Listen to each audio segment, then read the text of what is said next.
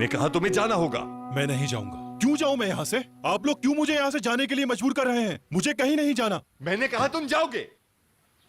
अगर तुम्हें अपनी जान की परवाह नहीं है तो कम से कम हमारे बारे में सोचो। मैं और तुम्हारी माँ तुम्हें दुश्मनों के हाथ में नहीं दे सकते। जो मैंने कहा है वो तुम करोगे। अब जाकर अपना सामान बांधो और जल्दी से नीचे आओ। जल्दी करो।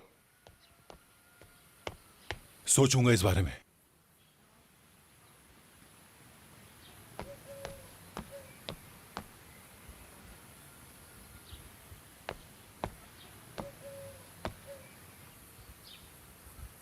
आजाद भाई। रेयान, क्या हुआ तुम्हें? सब ठीक है ना? आपसे रिक्वेस्ट कर रही हूँ, आप चले जाएं। ये तुम क्या कह रही हो? हालात पहले ही बहुत खराब है।